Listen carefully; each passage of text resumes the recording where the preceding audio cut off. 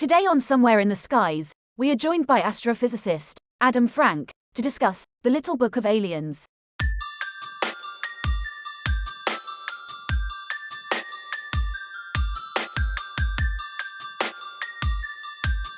This is Somewhere in the Skies with Ryan Sprague.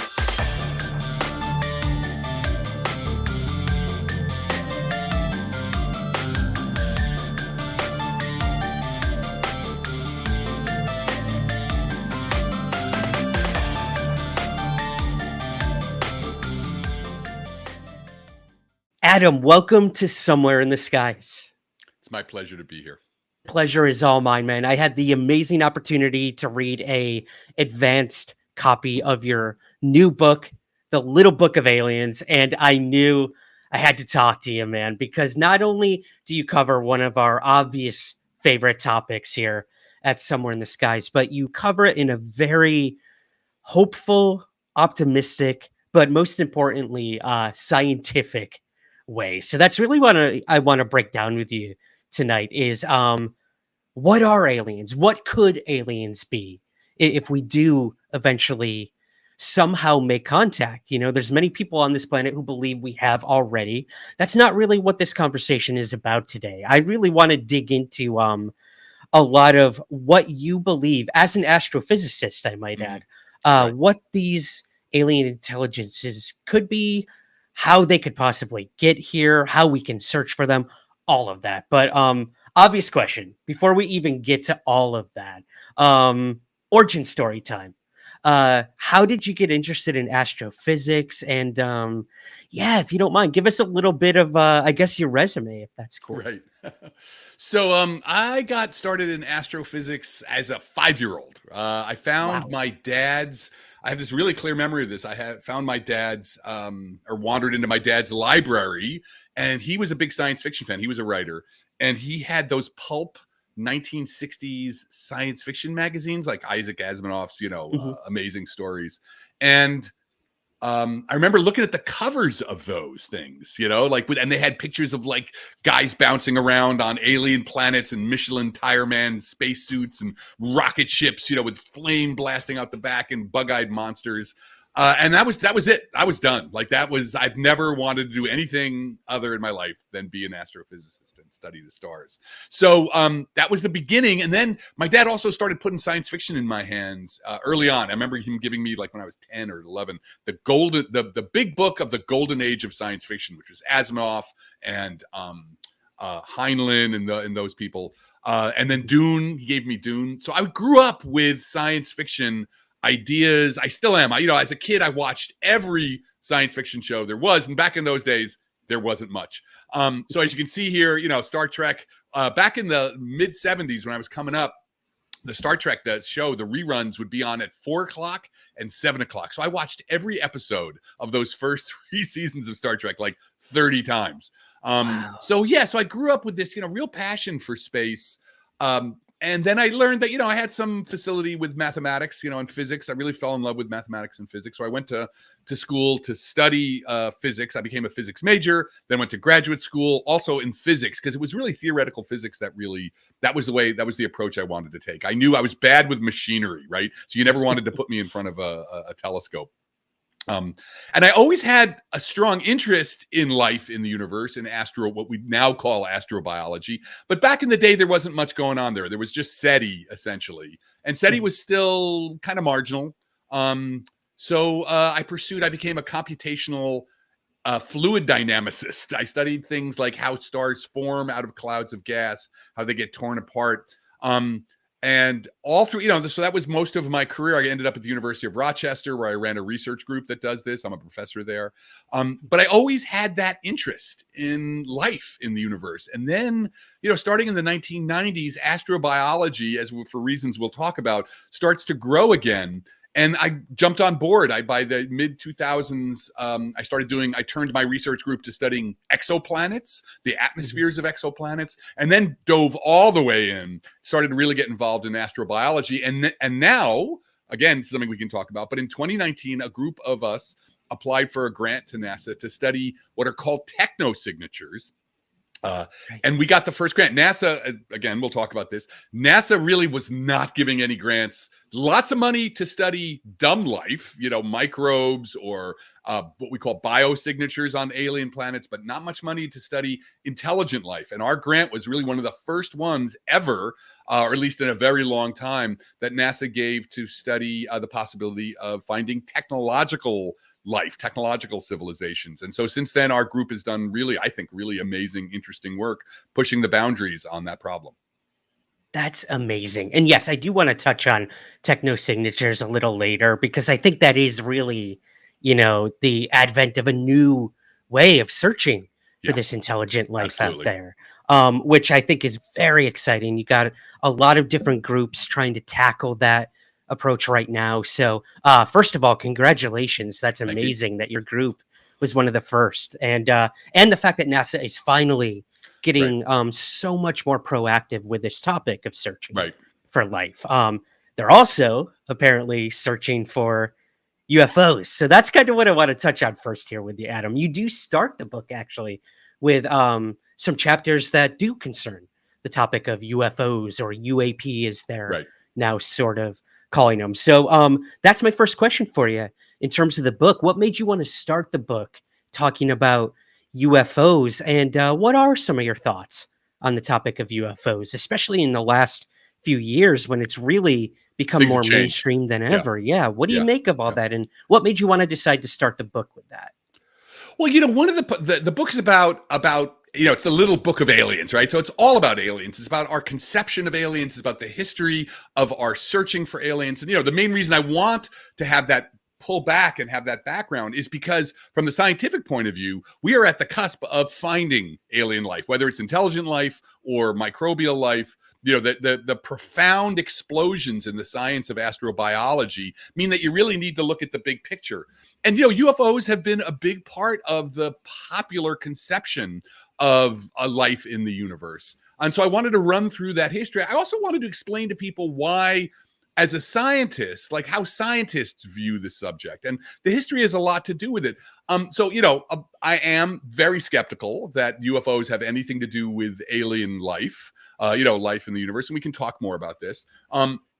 But certainly when you look at the history, you can see how much of our popular conceptions were driven by the presence, by the what goes on in the UFO community. I talk about the government reports, and certainly because the government, that long history of government reports, which has a lot to do, I think, with shaping where we are now. You can see because it was the Cold War, the government was certainly less than transparent about what it was doing with UFOs. The government was very happy to use UFOs as part of its Cold War subterfuge. This was a battle to the death with the USSR, with the Soviet Union, and so the government was certainly willing to to use misinformation when it came to UFOs. So I wanted to cover that stuff as well. I wanted to give people the history of those reports. But also understand, sort of what was going on with them. And then finally, we get to the modern era with UAPs. And I really wanted to track through what was going on with the UAP. So people had a firm understanding of where we are now, especially when it comes to, things like the NASA panel, which I'm all for. Again, I'm skeptical of the fact that I don't think UFOs and UFPs have anything to do with alien life. But I'm a scientist, and if we can collect the kind of data that scientists require in order to judge. So, the thing about this is scientists we're brutal with each other. We're really mean to each other about when it comes to the link between some data, and a conclusion, a claim, right? We are very, very mean to each other. And, if you've ever stood in front, the hardest thing as a scientist is have to stand in front of a bunch of people who are much smarter than you and argue that you have a piece of data that is linked to a conclusion as they shred every possible, nook and cranny and nuance in that link. So the good thing about, I think, with the NASA panel, which is, the NASA panel and the Galileo project and such, is that now, we can begin the process of collecting the data that we need to try and link to just figure out at all what these things are about. So, I think it's good that the pilots now feel free. There's not this stigma to talk about it, because that way, that's the first step to collecting data. But as I say, one of the things I wanted to cover in the book is how science goes about its business, so people can understand how science will link a piece of data to or a collection of data to a conclusion. Because listen, if somebody comes and tells me a story that they saw something in the sky, I'm not going to tell them they didn't. I wasn't there, right? But science is about public knowledge, right? It's about knowledge. It's 400 or so years ago, human beings came up with this amazing way of interrogating nature, of getting into a dialogue with nature, whereby we can pull out conclusions that we can all go, oh yeah, that's right. Gravity, the acceleration due to gravity is 9.8 meters per second squared. Anybody can test that, right? And so that is what we're looking for. If we want to understand what UFOs or UAPs are, we need to build that same kind of process, which will require probably building new instruments and having a rational search strategy and having a rational, well-crafted way of sorting through the enormous amounts of data you're going to get from that.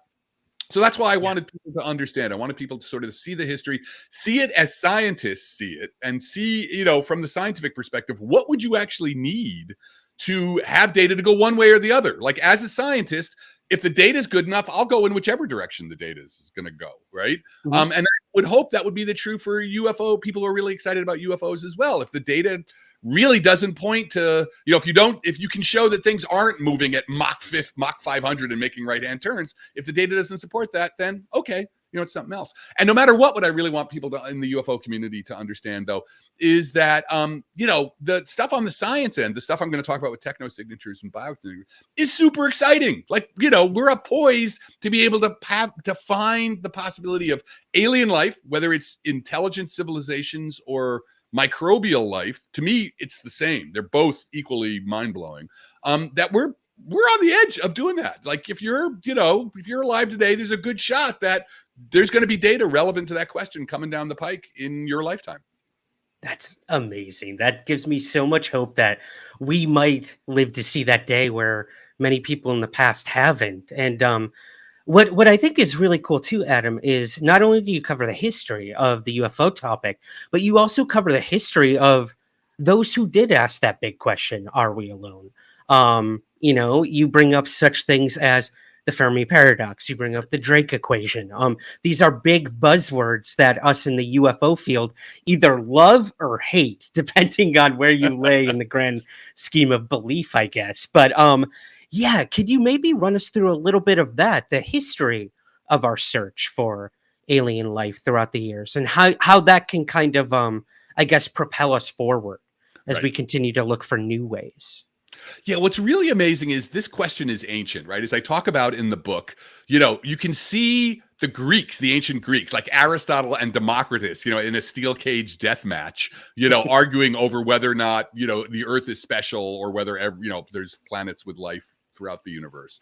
And so this question people have been arguing about for 2,500 years, but it was only the 1950s really that there was this amazing decade, 1950 to 1960, when so much of the foundational science, the foundational questions were asked. So like the Fermi paradox was this idea that Enrico Fermi, the paradox itself is just from, a lunch conversation that he was having with colleagues at Los Alamos. But the basic question that Fermi recognized early on was, well, why isn't the universe full of detectable aliens? Why aren't they here? Or why haven't we found signals of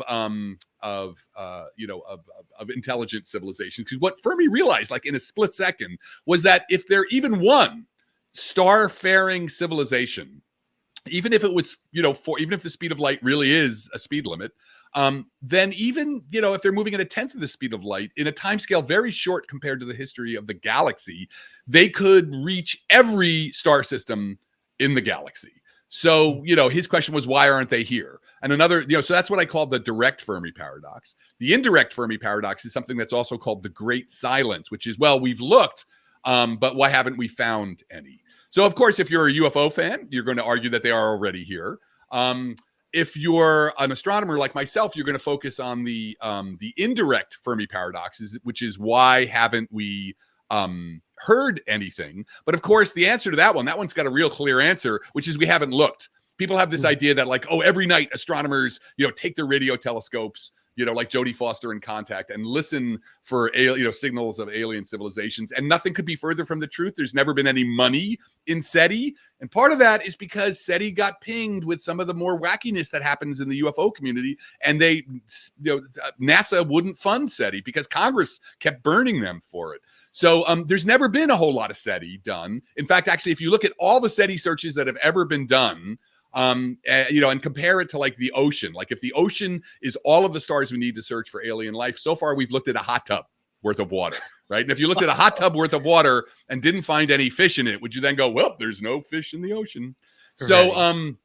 So the Fermi paradox was one of these foundational ideas which still today we deal with. And then there's the Drake equation, right? So Frank Drake, so the 1950s begin with Fermi and they end with Frank Drake doing the first really astrobiology search of any kind, the first astrobiology experiment ever taken, which was Project Ozma, where he convinced his colleagues at the radio observatory to let him use this new instrument and he looked at 2 stars looking for signals of alien life. He didn't find any, but that launched SETI, that launched the search for extraterrestrial intelligence. And it was the first time anybody at anywhere had ever done a search for life elsewhere other than the Earth. And then in 1961, you have this very important conference on interstellar communications. It's a workshop. There's 7 guys at it, but including a young Carl Sagan. And that's where the Drake equation comes up. Drake was trying to formulate an agenda for this meeting, the first ever meeting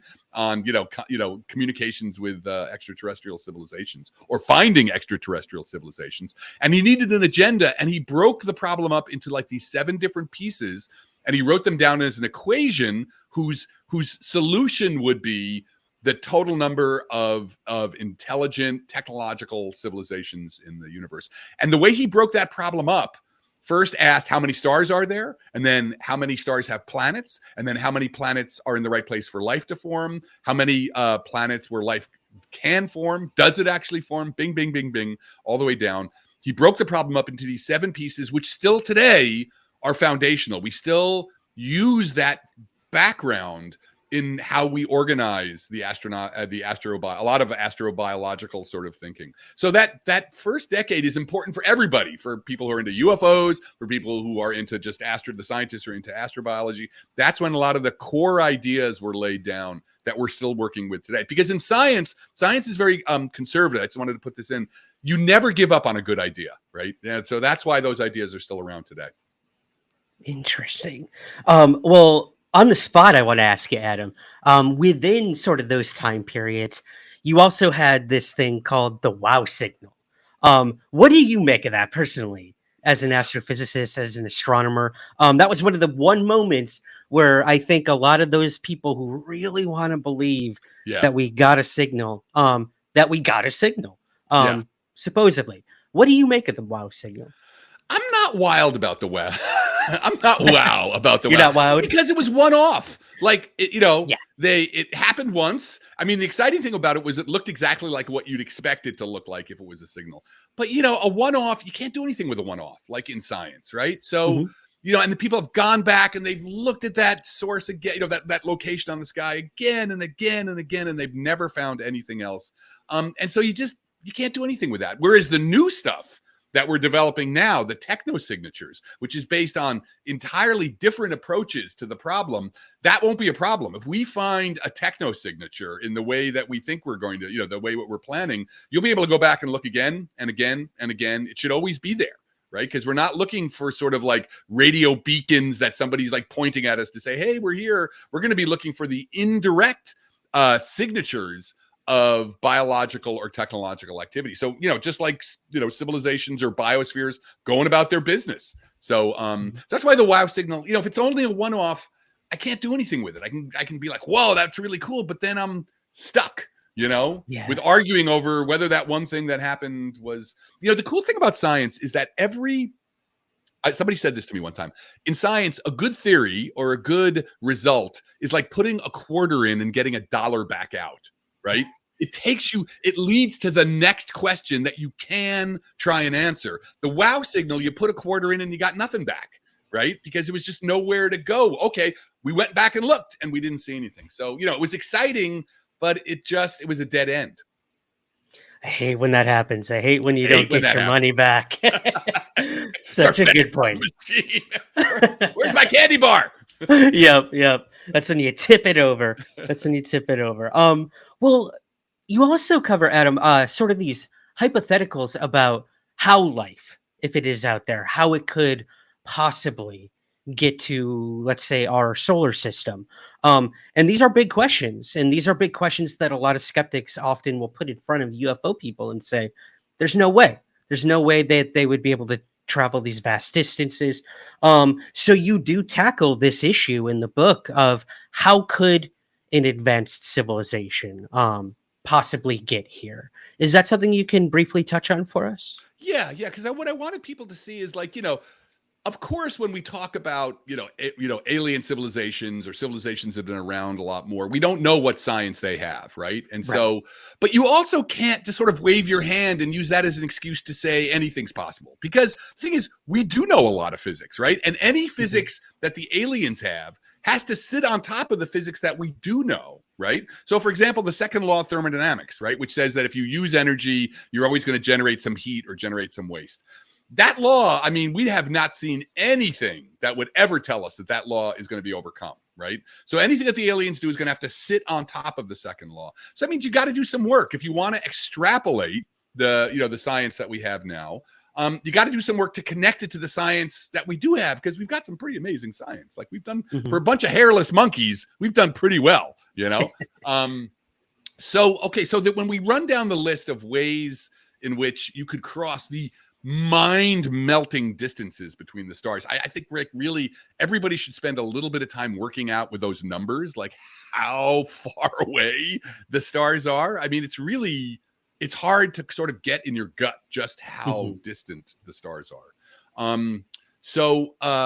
The first way, so we can start with stuff that we totally know and work upwards. So one way is hibernation, right? If the speed, so we believe there's nothing that tells us that you can get around the fact that the speed of light is a constant and nothing can go faster than it, right? That, for the physics we understand, that's the way it is. So if you're going to go slower than the speed of light, or as close to the speed of light as you can, then the stars are pretty far away. If a star is 100 light years away, it's 100 years to get there, right? But you could do maybe hibernate. If your biology doesn't allow you, if you only have a 70-year, 80-year lifespan, then you can hibernate if that's possible. You could also do century ships where, like, you have ships where like one human generation after the other is born and live and die, and it's the great-great-grandkids that arrive there. Those are pretty expensive and hard to do, I mean, and also if you're going to do that, it's slow, right? So one of the weird things about having the speed of light be a limit means that interstellar civilizations may not be possible, right?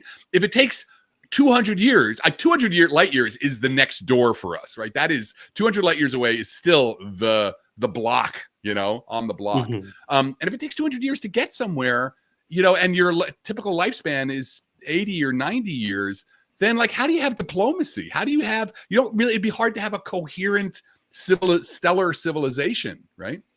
Okay, so you go past that, then you start to get into things like, well, okay, what about a warp drive, right? Because Einstein's theory of relativity does allow for this idea of bending space-time, so that, if you don't want to actually go from point A to point B, can you bring point A and B together and kind of hop through space, hop through curved space via like a wormhole or a warp drive? And I cover these possibilities. And like with warp drives, there is a solution to the general relativistic equations, the Alcubierre drive, as they call it, that actually does, because here's the interesting thing. Nothing can travel through space faster than the speed of light, but space itself, or space-time itself, can move at whatever speed it wants. So the Alcubierre drive is this idea that you could create a warp bubble that sort of bends itself through space, that sort of propels. It's a bubble of space-time that is moving through space-time at whatever speed you want. The ideas of general relativity give you some ways of maybe thinking about how you could have it. But here's the problem. The only way any of this works is you have to have what's called exotic matter to be able to bend space and time this way, and it doesn't exist, right? Exotic matter is basically, you take the, it's something, you got these equations, you say like, oh, if I just had a term that, had a minus sign right here, then I could make all this work. And that's literally what we do when we play with those equations. But there's no evidence for exotic matter. It's literally just something we dreamed up, and put into the equations. So, that's the problem with exotic matter. Now, maybe some super advanced civilization has come across that. I don't know, but that's the problem with exotic matter. And then you get to quantum mechanics, right? And quantum mechanics is just so weird that who knows what's hiding in it, but that's really, then we're pulling stuff kind of out of our butt. So those are kind of, the possibilities. Now, I know that there's some people, UFO people, who really are into extra dimensions, and I have a whole chapter on extra dimensions, on what extra dimensions mean scientifically, because it's one of the most beautiful and coolest ideas in mathematical physics. The idea of being able to do the mathematics for objects that have more than 3 dimensions, more than 3 spatial dimensions. And it's just, I love it. I love talking about it. I love thinking about it. But the problem is there is zero evidence, zero, I mean, really zero, because people have looked, that there's any more than 3 dimensions of space. You can go forward and back, you can go right and left, and you can go up and down. And that's pretty much it. So, from that scientific point of view, there's just, because there was ideas like string theory, which was playing with the idea of extra dimensions, but those ideas just didn't work out. They have not played out. I mean, to me, string theory is kind of a dead end. So, so I examine all those possibilities. Well, who knows, again, where we'll go. But if you're trying to take a ladder, and begin with the physics we know. And I think that's really important, because if not, you're just making up science fiction stories. That's what you got to work with. Interesting. Yeah. It's always that frustrating, I guess, conundrum of our own limitations as human beings, our own physics, our own logic in terms of all this. But hey, like you said, we work with what we have to try to ask those bigger questions. And then you just hope that they converge. Well, okay, so we cover how they could possibly get here, Adam. But in terms of us going out and looking for it, you do cover that as well, the different ways throughout history and now how we are searching for that. And we've been saying it throughout this whole conversation, technosignatures. It's kind of the big buzzword nowadays with a lot of search for alien life. So let's go there, man. Would you mind kind of breaking down what technosignatures truly represent? Because I don't think a lot of people really understand what that term means as opposed to biosignatures. And then on top of all of that, second prong question, exoplanets, a place where we could search for technosignatures. So, would you mind maybe breaking all that down for us a little bit? It would be my pleasure. I love talking about this stuff.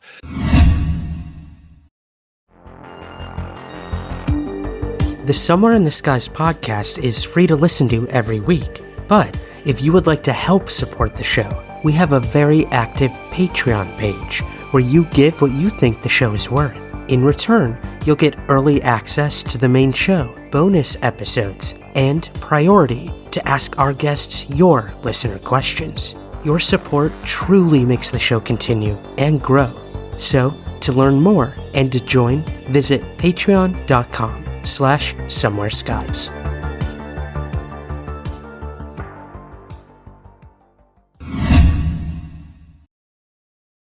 What's amazing is so when I was in graduate school in the late 80s and early 90s, astrobiology just wasn't a subject. SETI was kind of marginalized, the Viking landers in 76 had landed on Mars. There was a little biology experiment that hadn't really gone anywhere. So, it was kind of there was nowhere to go. And then 2 amazing things happened. One was we found this rock from Mars in Antarctica. It was literally a chunk of Mars that had been blown into space. And it appeared to have what looked like maybe some evidence of fossil life. That turned out not to be true, but it got us starting. It propelled us to start looking at Mars again, and thinking about the whole idea of looking for life in microbial life in the solar system. And then in 1995, the really big thing is we discovered for the first time the first planet orbiting another star, an exoplanet. This is also a question that goes back to 2,500, or goes back 2,500 years. People have been arguing about. I can't tell you how many scientific careers over history were ruined by someone saying, "I discovered an exoplanet," right? And then it would turn out to not to be true, and that guy's, or girl's career was ended. But so in 1995, we had our first conclusive proof of a planet orbiting another star. And then, within 10, 20 years or 10, 15 years, we had a census. We knew that every planet, every star in the sky hosted a family of worlds. And we knew that 1 out of 5 of those had a star or had a planet in the right place, at least of the sun-like ones, had a planet in the right place for life to form, where liquid water could be on the surface. So this exoplanet revolution just blew the doors off of everything. Suddenly, we knew exactly where to look for life, right? And the original SETI, that's not the way it was. You just sort of pointed things at sun-like stars and hoped for the best, right? Mm-hmm. So the exoplanet revolution was one of the most important parts of this new age of astrobiology. The second thing that happened was the development of the of what we'll call this technique, this amazing technique called atmospheric characterization. And what it meant was our telescopes had gotten so powerful, and the instruments we put on our telescopes had gotten so powerful, that we could see into the atmospheres of these worlds that are 10, 20, 100 light years away. And we could sniff out, so to speak, the composition of that atmosphere. We could tell what chemical compounds were in that atmosphere. Now, why is that important? That has to do with another astrobiological revolution, which was learning Earth's full history, seeing the full, 3.8 billion year history of Earth and life together. Because one of the things we've learned from that is that Earth has been many planets, many different kinds of planets across that time. And life has been the driving force for a lot of those. For example, oxygen. The only reason, I can take a nice big breath of oxygen is because life put the oxygen in the atmosphere. Before, about 2 billion years ago, before like a new form of photosynthesis was invented by microbes, the Earth had life and it had no oxygen in it. So the presence of oxygen in the atmosphere of Earth is a biosignature. Someone looking at Earth from light years away could look at our planet, see that there's oxygen in the atmosphere, and deduce like that planet has a biosphere.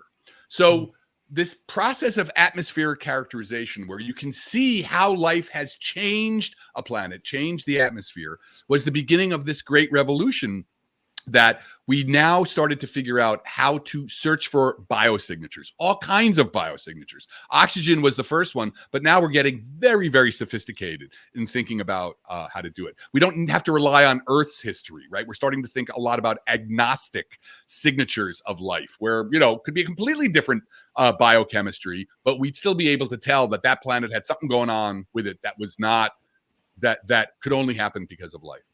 And then along at the same time, while this is happening in the 2000s and 2010s, Jill Tarter, the great hero of SETI, right? This woman who, has been at the forefront of SETI for decades, said, look, if you're going to search for biosignatures, if NASA's going to fund, and it was, a lot of research in biosignatures, how could you avoid also thinking about technosignatures, right? How can you not think about the possibility of looking for the presence of industrial chemicals in the atmosphere, right?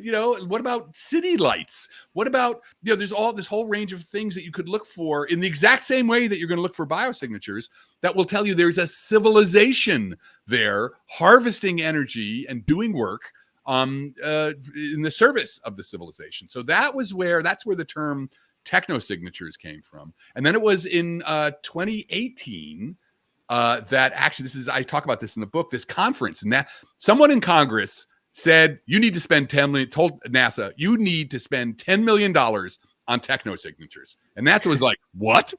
It's like, okay. So they had to have a meeting. They called us together. They called a bunch of us together who were interested in this to have a meeting to say, okay, look, if they give us this money, which in the end they didn't, what would we do with it? So we had this amazing 3-day meeting in Houston at the lunar science, very storied NASA facility, to talk about this. And it was the most amazing, exciting meeting I have ever been at in my entire life, right? Everybody just had crazy ideas, but also trying to systematize for the first time the crazy ideas. And out of that came a bunch of us decided to put in this proposal to NASA to, say, look, all right, we want to look for atmospheric technosignatures. We want to design a study. We're not going to look yet. We're going to do the theoretical research to tell observers what they should look for if they're looking for technosignatures from planets. And that was the beginning. And so now what people really need to understand is already with the JWST, the James Webb Space Telescope, it's at the hairy edge, but it's possible that the JWST could detect both biosignatures or technosignatures. We did a paper where we showed that chlorofluorocarbons, right, this chemical that we pumped into the atmosphere kind of by mistake, but you could detect that with the JWST from like 10 light years away. So game on, man. Right now, and going into the future with the better telescopes we're going to build, we have the capacity, or we're going to have the capacity to find alien life where it lives on alien planets. Wow. And I feel like that, Adam, is like the only positive to come out of any sort of pollution is the possibility that it could lead us to finally finding some sort of alien life, or them finding us. Let's be completely honest. Right. We've had, and the thing is about the pollution, CFCs, right? We did that by mistake, but there's lots of reasons. And we have a paper that we're working on right now that you might purposely put chemicals into your atmosphere. So for example, chlorofluorocarbons, they're bad for the ozone, but if you wanted to turn Mars into a habitable world, which we do, eventually we may try, CFCs are great. They're chemically inert, but they're great greenhouse gases.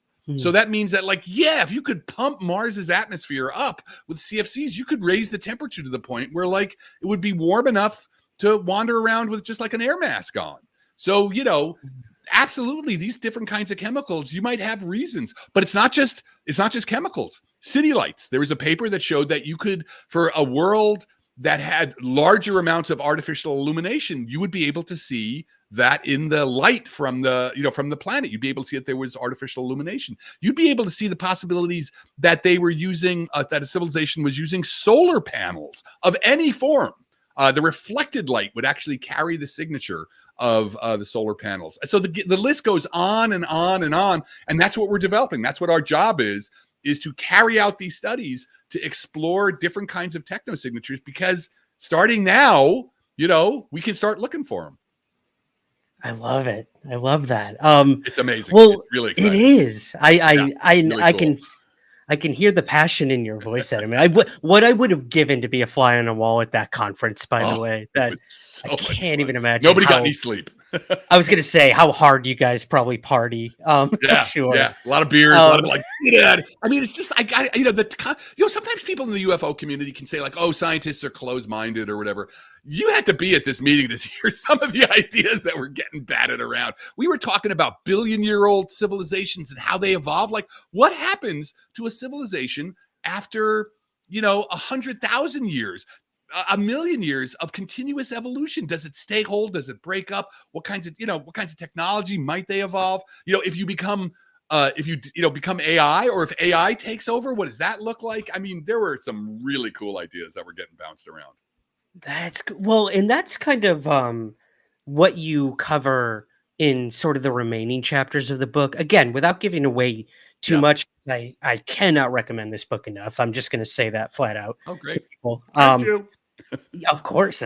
You cover everything from how we may communicate with aliens if we do make contact, and you cover things as the ethics of making contact and what that would look like too, and kind of the possibility of everything, even ancient aliens. Like you said, you guys theorized about a billion-year-old civilization somewhere, or and ancient aliens is a big thing in the world today. No matter what you think of it or how controversial it is, it's out there. The theory's out there. So could you maybe break down that last chapter of the book for us? This was by far my favorite chapter of the book, in terms of, how would we communicate with something let's say it is AI, or it's so, forgive the pun, alien to us that we don't know how we could possibly communicate with it.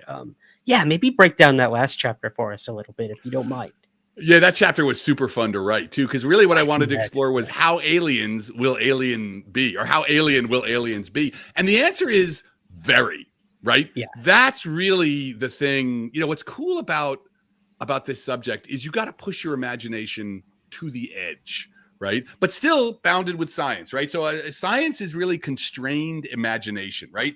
You can go to whatever heights you want, but you got to use like the laws of physics and chemistry and Darwinian evolution, which we think is going to be pretty universal, to somehow bound your thinking, so you don't just fall off into writing science fiction novels, right? We want to somehow ground ourselves so that we can kind of systematically explore the options. So one of the first things I talked about was alien minds, right? Because alien minds are really, you know, what is the cognitive structure of a mind that has evolved under entirely different kinds of evolutionary backgrounds going to be like? You know, so there's this great, and when it comes to communication, right? You know, there's this great idea from Carl Sagan that, oh, we'll teach them our math, right? That's been the whole foundation, like in the movie Contact, you know, we'll meet aliens and then we'll teach them like, oh, look, this is how we do 1 + 1 and that equals 2. And we'll show them the symbols, and then we'll work our way up to pi and the circumference of a circle. And then, you know, after a while, you know, we'll all be friends, you know, we'll all be, you know, sharing our favorite Netflix shows. But really that idea may not, I mean, maybe it'll work, but it may not work at all, because it assumes that our math, the way we think about math, is universal. And it's entirely possible that's not true. That really the way we invented our math in a way that our brains, which grew up on the plains of Africa, were useful for. Imagine, as I said, a species that is what we would call like a liquid brain, a liquid body, like, you know, amoeba.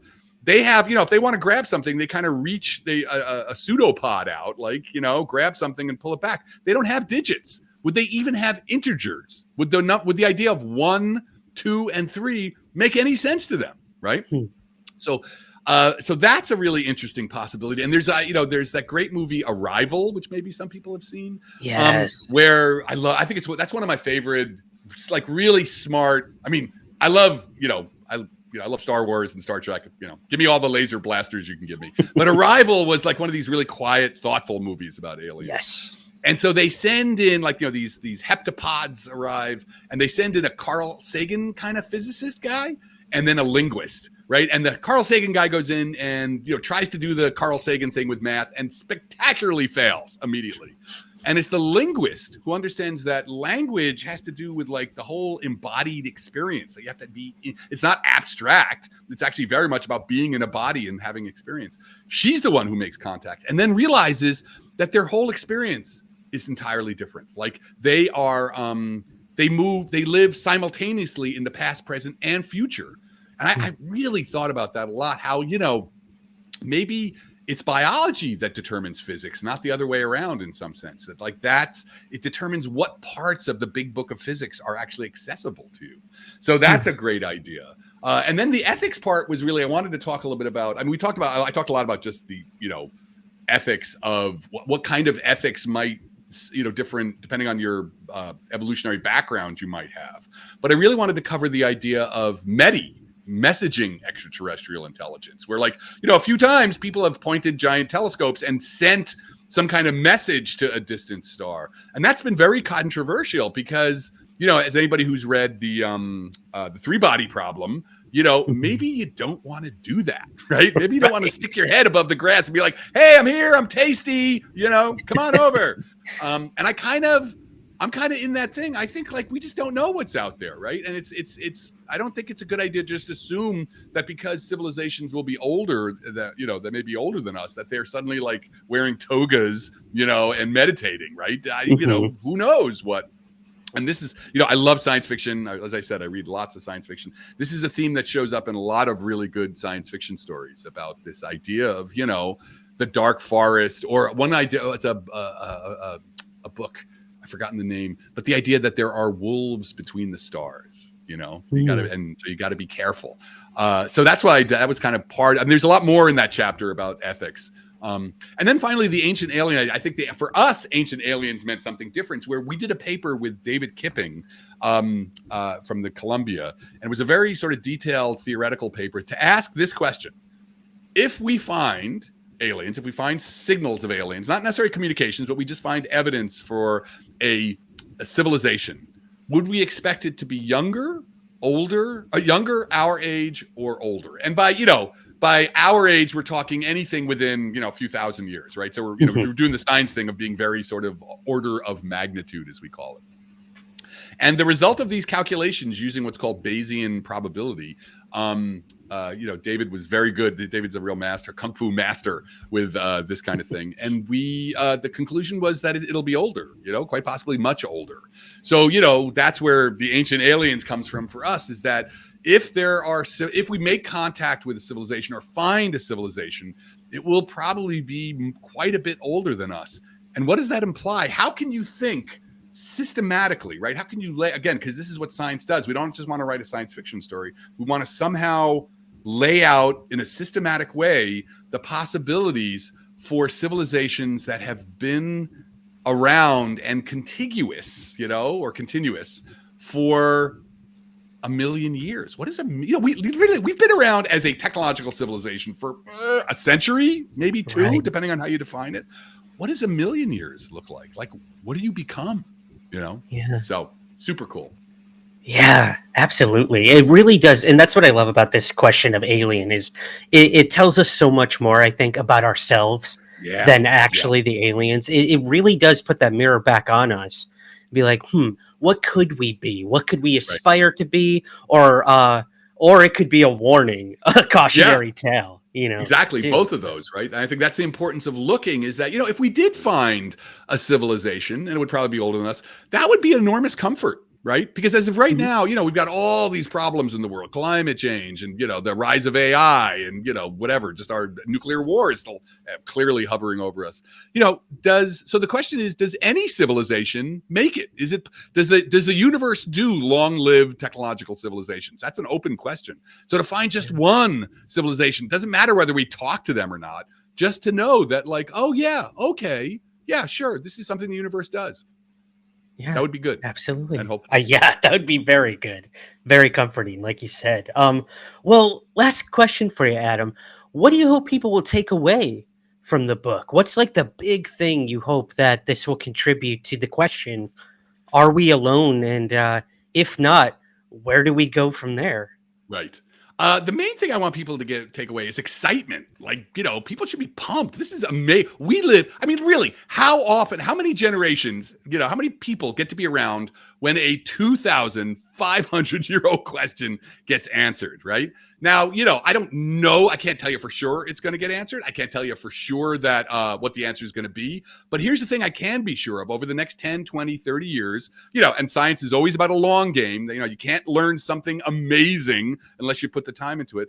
But the thing I can tell you is we're going to have data. For the first time, we're going to have actual hard data related to the question, as opposed to just yelling at each other's opinions, man, about it. So I want people to see, like, wow, man, this is amazing. We're about to find out. And then I want them to really start to understand. So I want them to be ready, so that whether it's UFOs or science, or astronomical science, when someone says we found it, I want them to be ready with their skeptical hats on, but also their background that the book gives them, to be able to know how to evaluate that claim, right? And then be ready to think about it. And then if that claim is true, what the consequences of that claim are. I love it.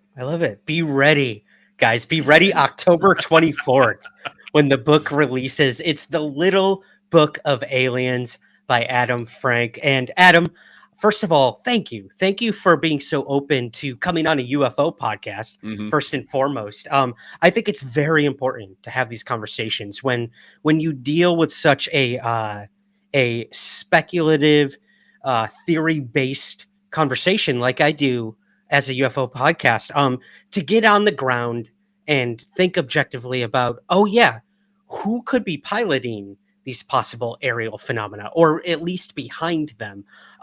I think it's important to really step back and look at these questions because, like I said, no matter what UFOs are or aren't, or no matter what aliens are or aren't, it tells us so much more about where we've been, where we're going, and I think that's what I really took away from your book is hope. There's Good. so much hope, and Well, that's it good. was so accessible. Like I said, guys, October 24th is when the book comes out. I cannot recommend it enough. Where and when can we get the book? I said when, but where can we find it, Adam? Well, you can already pre-order, at your favorite pre-ordering book, Amazon or the Harcourt or Harper Collins, or pretty much anywhere that you can pre-order books. So it's available now. Of course, it'll be delivered on the 24th. So yeah, that's what I encourage people to pre-order. Get yours now. So yeah, and I hope they enjoy it. I hope they, that it's. I wrote the book in a way that was really meant to be fun. Even if you don't usually read science-based books, I'm from Jersey, as you can, New York Mets here, I'm from the tri-state ethnic.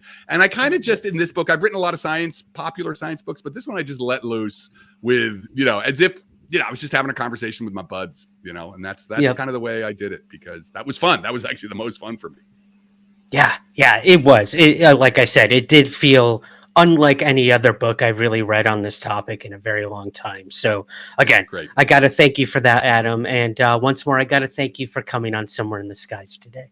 I really enjoyed this. This was a great conversation. Thank you.